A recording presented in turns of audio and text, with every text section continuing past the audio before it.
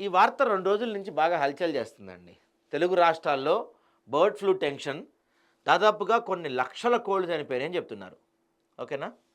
అప్రమత్తమైన తెలంగాణ ప్రభుత్వం, రాష్ట్ర సరిహద్దులతో చెక్‌పోస్ట్ ఏర్పాటు, ఏపీ నుంచి వచ్చే వాహనాల తనిఖీలు, చికెన్ ఎక్కువగా చికెన్ తక్కువ తినాలని సూచిస్తున్న అధికారులు. అసలు చికెన్ దాదాపు మానేస్తే బెటర్ అని చెప్తున్నారు.